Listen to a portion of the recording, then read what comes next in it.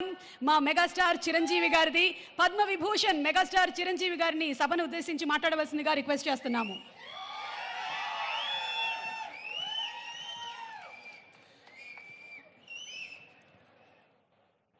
గౌరవనీయులు మన ప్రీతమ ముఖ్యమంత్రి శ్రీ రేవంత్ రెడ్డి గారికి, అలాగే మంత్రివర్యులు టూరిజం మినిస్టర్ జూపల్లి కృష్ణారావు గారికి, ఇతర శాసనసభ్యులకు, ఎంపీ పార్లమెంట్ సభ్యులకు, మా సీఎం రమేష్ గారికి, ఇతర ఆహ్వానితులకు, నాయకులకు, మీడియా మిత్రులకు, ఇక్కడ విచ్చేసినటువంటి ఆహ్వానితులకు, అలాగే ఇక్కడ పనిచేస్తున్నటువంటి కార్మికులకు, ప్రతి ఒక్కరికి నా హృదయపూర్వక నమస్కారాలు. ఈ ప్లేసు మీ అందరికంటే నాకు ముందు తెలుసు.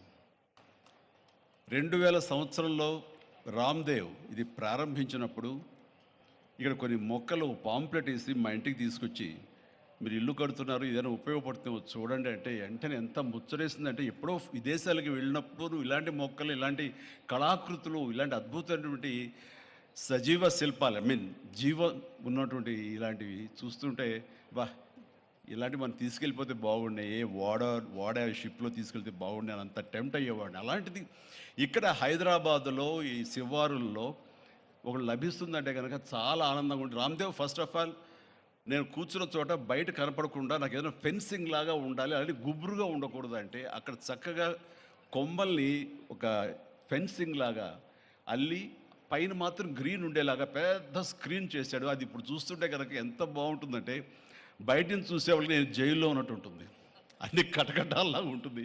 అది అద్భుతమైన కళాఖండగా నేను ఫీల్ అవుతుంటాను. అట్లాగే చాలా అద్భుతమైన చెట్లు కొన్ని మా ఇంట్లోనే పెట్టుకున్నాను. ఇవి ఎప్పుడో 2002లో 2003లోనో మా ఇంట్లో పెట్టుకున్నాను. అప్పటి నుంచి నాకు అంత ప్యాషన్.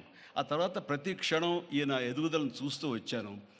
ఎక్కడ నాకు ఈయన రామ్దేవ్ ఒక వ్యాపారవేత్తలా కనబడ్డాడు, ఒక కళాకారుల్లా కనబడతాడు. అందుకే నా మనసుకి అత్యంత దగ్గరగా అయ్యాడు.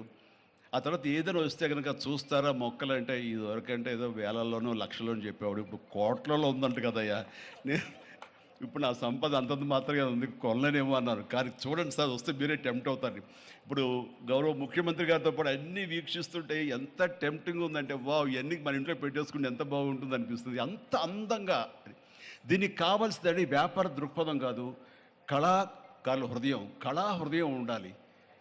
నా మటుకు నేను అతని ఒక కళాకారుడుగాను, ఒక ఆర్టిస్ట్గా చూస్తాను. నేను అంత తపన లేకపోతే, అంత ఇష్టం లేకపోతే సుదీర్ఘకాలం 24-25 ఇయర్స్ పాటు దీని మీద ఎక్స్పెరిమెంట్ చేస్తూ, ఎన్నో చోట్ల రీసెర్చ్ చేస్తూ, ఎక్కడెక్కడ ఏమేమి మొక్కలు దొరుకుతాయి, ఎక్కడెక్కడ ఈ శిలాకృతులు దొరుకుతాయి, ఆ శిలలు ఇక్కడ ఎలా తీసుకురావాలి అని దాని మీద అది దుర్భేద్యం అనుకోకుండా ఇది సాధ్యమే, ఇది మన ప్రాంతం వాళ్ళకి, మన హైదరాబాదుకి, మన స్టేట్కి అందం తీసుకొచ్చేది, మన దేశంలోనే గొప్పగా చెప్పినటువంటి గొప్ప పార్క్ అవుతుందని ఆయన మనసులో మెదిలిన ఆలోచన, ఆయన పడ్డ కష్టం, తీసుకున్న శ్రమ ఈ రోజున ఇక్కడ అద్భుతమైన కళాఖండంగా ఇన్ని ఎకరాల్లో చోటు చేసుకుందంటే కనుక నా భూతో నా భవిష్యత్తు.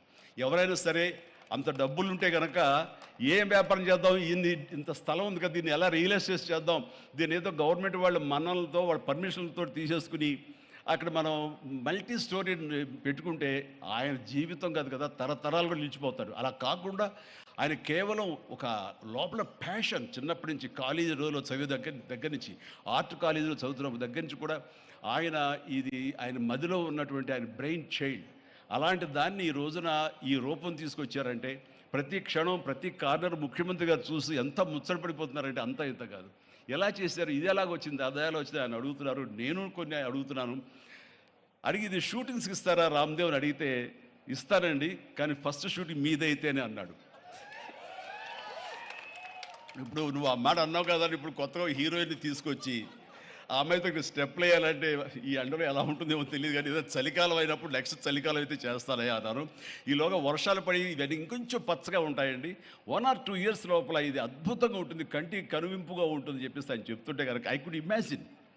అట్లాగే ఇక్కడ వెడ్డింగ్ ప్లాన్ చేసుకోవచ్చు, వెడ్డింగ్స్ కానీ ఇతర రిసెప్షన్స్ కానివ్వండి, పలు ఈవెంట్స్, అలాగే ఐస్కి సంబంధించినటువంటి ఆ స్కేటింగ్ సంబంధించినవి చేయాలని ఇలా ఎన్నెన్నో ప్లాన్స్ ఉన్నాయని అవన్నీ కూడా చేయగలడు. ఆ సామర్థ్యం ఉంది.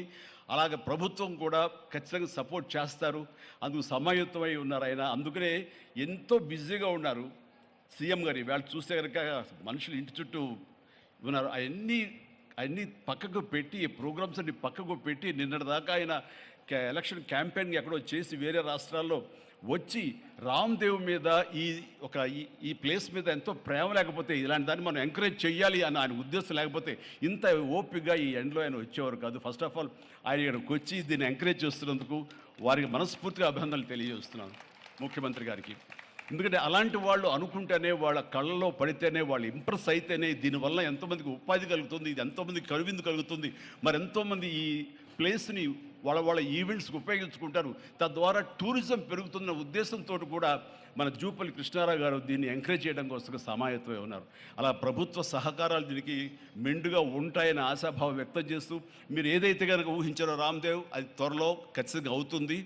ఇవి అద్భుతమైనటువంటి ఒక ల్యాండ్ మార్క్ అవుతుంది, ఒక కళాకృతి అవుతుంది. అది రాష్ట్రానికి వన్నీ తీసుకొస్తుంది. హైదరాబాద్కి తలమానికంగా ఉంటుంది. ఒక హైదరాబాద్ ఒక ఇల్లు అనుకుంటే ఇంట్లో ఒక అద్భుతమైన పెయింటింగ్ పెట్టుకుంటే ఎంత బాగుంటుందో ఆ పెయింటింగ్ ఈ రోజున ఈ ఎక్స్పీరియన్స్ తోటి నేను చెప్తున్నాను. This will be a beautiful piece of art. అందుకని మరొకసారి వారికి నా హృదయపూర్వక ధన్యవాదాలు, అభినందనలు తెలియజేస్తూ ఈ అవకాశం వచ్చినందుకు అండ్ సీఎం గారితో నేను ఈరోజు ఈ ప్రోగ్రాంలో పాల్గొన్నందుకు నా సంతోషాన్ని తెలియజేస్తూ all the very best. God bless.